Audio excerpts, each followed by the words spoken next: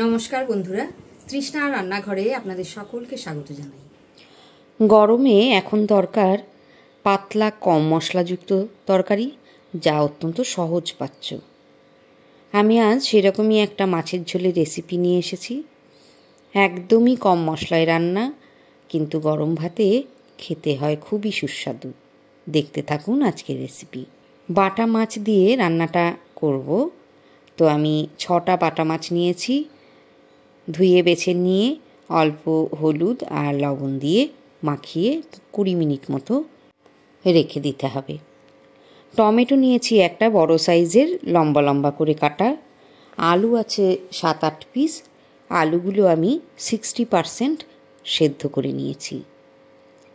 কচি ঢ্যাঁড়স আছে 250 গ্রাম মতো। ছোটোগুলো গোটা গোটাই রেখেছি, বোটা আর মাথার দিকে সামান্য একটু কেটে বাদ দিয়ে, আর যেগুলো একটু বড় সাইজের সেগুলো হাফ করে কেটে নিয়েছি।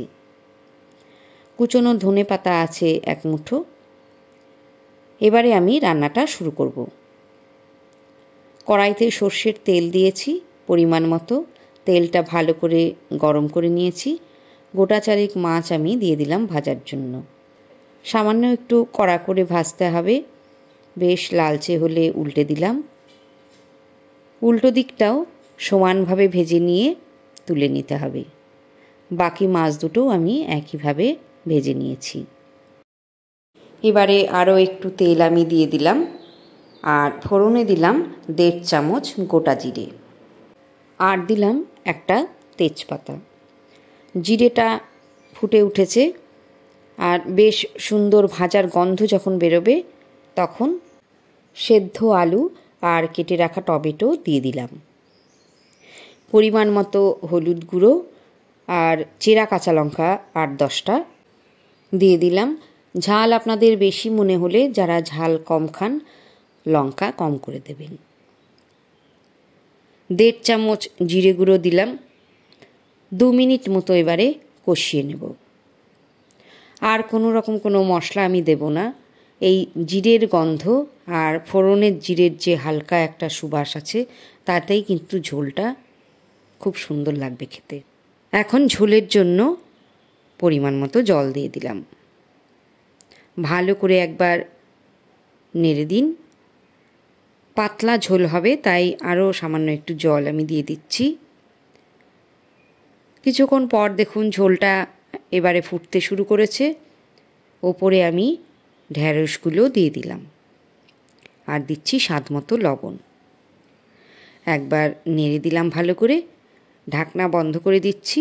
এখন 4 থেকে 5 মিনিট মিডিয়াম আঁচে সবজি সেদ্ধ হওয়া পর্যন্ত রান্না করে নিতে হবে। 5 মিনিট পর ভেজে রাখা মাছগুলোও দিয়ে দিলাম, আর কুচনো যে ধনে পাতাগুলো ছিল সেগুলো ওপরে ছড়িয়ে দিচ্ছি। একটা গোটা কাঁচা লঙ্কা দিলাম। মাছগুলো ঝোলের মধ্যে একটু ডুবিয়ে দিচ্ছি।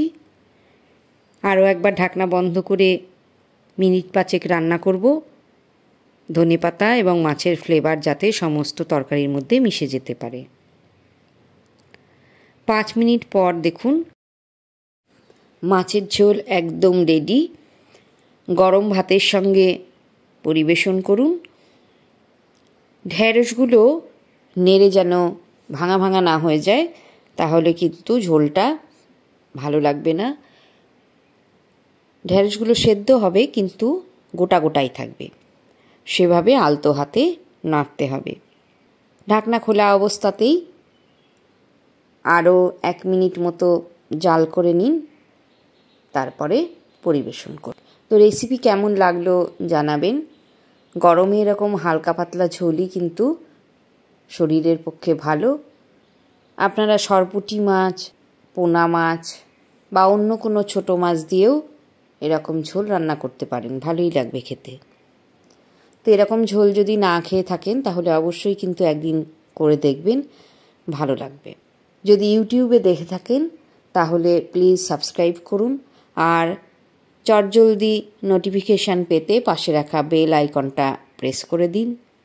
ফেসবুক পেজে দেখলে চ্যানেলটা ফলো করার অনুরোধ রইল।